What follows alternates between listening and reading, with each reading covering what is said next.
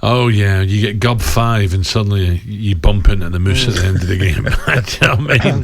Tony Cottee joins us now. Tony, I can see you shaking your head. It was a hard watch last night, wasn't it? Dear, oh dear. Good morning, Tony. Morning, boys. Yeah, Morning. I was at the game and it's just real frustration. You know, the funny thing about it, Al, is they actually played all right in the first half. It was probably one of their better first half performances. I go to all the home games, so I'm not just sort of talking about one or two games. I've seen most of the games this year, and they played all right. I mean, Moyes is right. I mean, the first two goals were awful. The third and fourth were joke goals, and you can't do that. We all know it happens when you're down the bottom.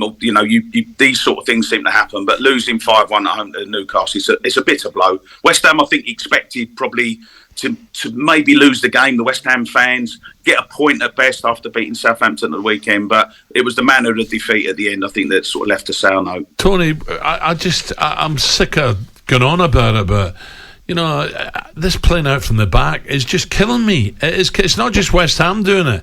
I don't see any advantage whatsoever in playing out from the back. Oh, it frustrates the hell out of me. I mean, we grew up in an era where the object of football is to get the ball forward as early as possible, get the ball in the box. I don't know about you. I don't know whether I could play in the modern game because I would be pulling my hair out. They don't get the ball in the box. It's pass. They have 6 passes at the back, goes back to the goalkeeper who hoofs it down the pitch. Might as well do it in one pass if you're going to do that. It's crazy. I mean, we all want to see good football, and of course, Barcelona's and Man City's have set the template. We understand that. But if it's West Ham, you've got to play to your strengths. And if your strength is getting the ball forward to Mikel Antonio, do it. Tony, I'll tell you how you could play in the game nowadays, mate. Because of the defences you're playing against and because they take those chances, you would love, as a centre forward now, you'd love to play against some of those defenders because you know they're going to take a chance. Yeah, you're right, Ali. And also, you're not getting kicked 6 foot up in the air with a tackle from behind as well. Loved those tackles, didn't we? I think as well, Tony, Joelinton's first goal, I mean, how high was the line from West Ham? No one's even looking at him. He went straight through. Goal? How easy is it to score? And do they talk anymore? Do they pass on verbally? Do they pass on? I'm not sure they do. I don't think they do, Al. I think players don't take responsibility nowadays. That's the frustrating thing.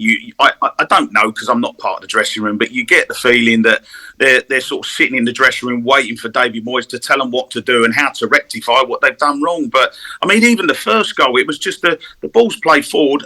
Kira's under no pressure. He hits it out for a corner, which they ultimately score from. And the second one, I mean, you could have drove about 25 London buses through the centre of the defence. It was, you can't be doing that. And if you want to stay in the Premier League, we know how competitive it is down there. There's 9 teams in trouble. And if you keep conceding goals, it doesn't matter whether you're going to score them. If you keep conceding, my other old club, Leicester, exactly the same. They can score goals. Defensively, they're all over the place. Tony, what about Ali's already touched on it? People are calling for Davies' head now, but there's teams down there could easily get relegated. They've changed managers and they're still down there. What do you think? Is it time for Moyes to go? Is it a change round the corner? Or have you just got to trust them to keep West Ham up? I think the West Ham board, to be fair to them, Al, they're very loyal. They try and give their managers as much time as possible. I think David's biggest problem is he's overachieved. He finished 6th, he finished 7th at West Ham. They got to a European semi-final. They're still in the European quarter-final this year. And he's done, up to a point, he's done a really, really good job. But the problem is you cannot afford to get relegated out of the Premier League, and I think it's only West Ham and Forest who haven't made the change down the bottom of the table this season. I am a big David Moyes fan, but you just get that feeling that the walls are closing in, and it probably hasn't helped the fact that you've got 2 good managers in Graham Potter and Brendan Rodgers available as well. I think the board will be considering their options. There's no doubt about it. Especially if they don't get something at Fulham at the weekend. Yeah, well, they're the games, Al. Listen, we all love the glamour games. West Ham have got to play Man United, Man City, Liverpool and Arsenal. We all love those games, but they're not the ones that are going to keep you up. You've got Palace, you've got Brentford, you've got Leicester, you've got Leeds. Although they're the games of Fulham as well, as you said. They're the games that are going to keep them in the Premier League. They must be considering it. The only good thing I can say is if they are considering it, they've got a sporting director in Mark Noble now who understands the game and will be able to give an input into what goes on if they're going to make a change. What changes would you make in the team from last night for the next game? Well, the thing is, Gabby, is that there are players, in my opinion, that perhaps aren't really good enough for West Ham. I think that the right backs really struggled. Kira, I mean, even Emerson, I don't think he's been brilliant. Souček, I don't know what's happened to Souček. He's just been, for the last 18 months, he's been all over the place.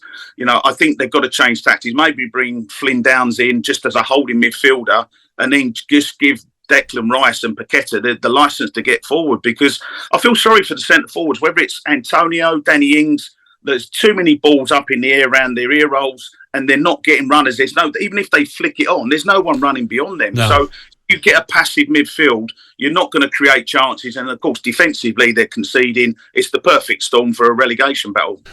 talkSPORT Breakfast with Alan Brazil. Thursday and Friday morning, 6 till 10. On AM, on DAB, via the talkSPORT app and on your smart speaker. talkSPORT.